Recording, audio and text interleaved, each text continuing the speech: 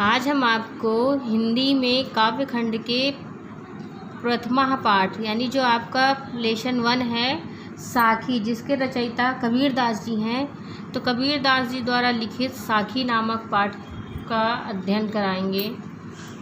तो इसमें जितने भी हैं साखी में सब दोहे हैं। तो इनका पहला दोहा क्या है?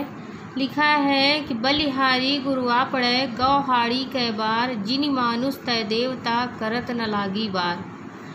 कबीर दास जी जो हैं कहते हैं कि कबीर दास जी कहते हैं कि मैं अपने गुरु को परमात्मा के समतुल्य मानता हूँ।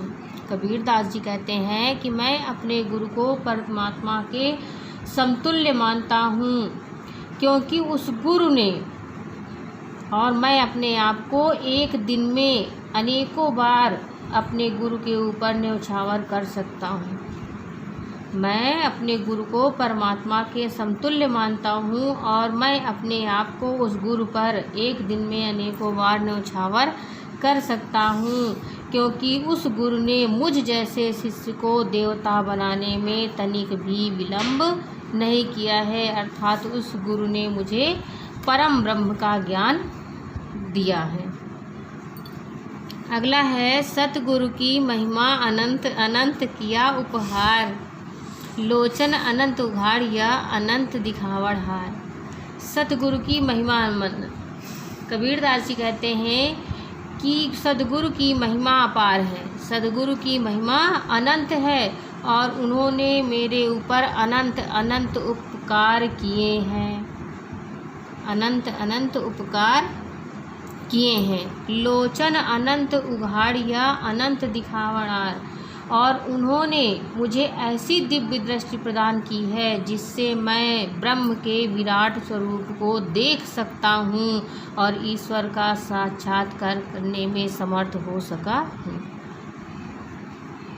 सदगुरु की महिमा क्या है? अनंत है। उन्होंने मेरे ऊपर अनंत अनंत उपकार किए हैं, अनेकों उपकार किए हैं। उन्होंने मुझे ऐसी दिव्य दृष्टि प्रदान की है जिससे मैं ब्रह्म के विराट स्वरूप को देख सका और ईश्वर का साक्षात्कार करने में समर्थ हो सका हूँ। नेक्स्ट आपका लिखा है दीपक दिया तेल भरी बाती दई अघट, पूरा किया विसा हुड़ा बहुरी न आवे हट। दीपक दिया तेल भरी, कबीर दास जी कहते हैं कि गुरु ने अपने शिष्य को प्रेम रूपी, कबीर दास जी कहते हैं कि गुरु ने अपने शिष्य को प्रेम रूपी तेल से भरा हुआ ज्ञान रूपी दीपक प्रदान किया है, उसमें और पूरा किया विषाणु, और उसमें कभी ना घटने वाली ईश्वरीय लगन की बत्ती भी डाल दी है। इस अद्भुत ज्ञान रूपी दीपक के प्रकाश में कबीर ने अपने जीवन चक्र को पूरा कर लिया है। अब इस संसार रूपी बाजार में कभी भी कुछ भी बेचने के लिए या खरीदने के लिए दोबारा नहीं आना पड़ेगा। अर्थात ये जीवात्मा जो है परमात्मा में लीन हो जाएगी। अगला है बूढ़े थे परि उबरे, गुरु की लहरी चमक, भेरिया देखा जर जरा उतरी पड़े फरंग। कबीर दास जी कहते हैं कि यदि गुरु द्वारा दिए गए ज्ञान का प्रकाश ना होता तो मैं लगभग डूब ही चुका था, क्योंकि मैं बाह 4 में और कर्मकांड रूपी नाव पर बैठकर भव सागर को पार करना चाहता था। माया ने मुझे अपने चंगुल में फंसा ही लिया था, लेकिन जब गुरु की कृपा रूपी तरंग के चमकने से मैंने देखा कि मैं जिस नाव पर बैठा हूँ वो नाव जीर्ण शीर्ण है, अर्थात नष्ट हो जाने वाली है, तो मैं झट से कूदा और नाव से उतर पड़ा और मैंने अपने आप को बचा लिया। तू करता तू भया मुझ में रही नहूँ,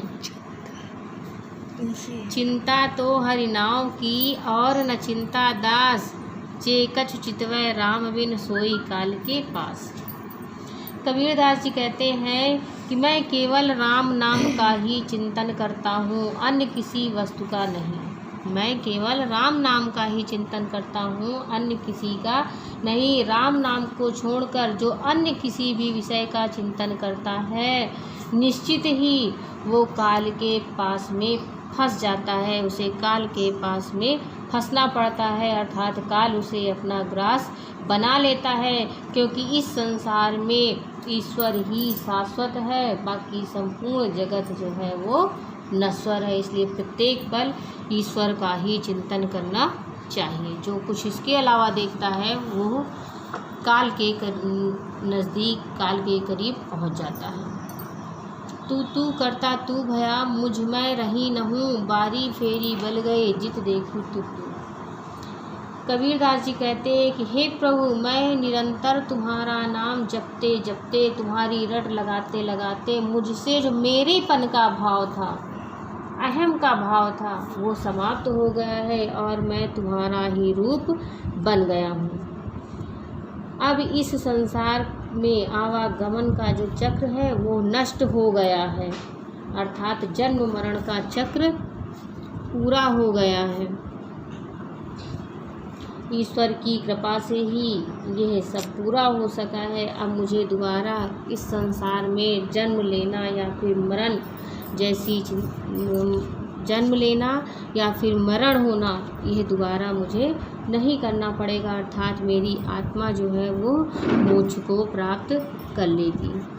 कबीरा सूता क्या करे, काहे न देखे, जागी जाके संगतय बिछुड़िया, ताही के संग लागी। कबीरदास जी कहते हैं कि हे जीव, तू मोह निद्रा में पड़ा हुआ क्या कर रहा है, अर्थात क्यों अपने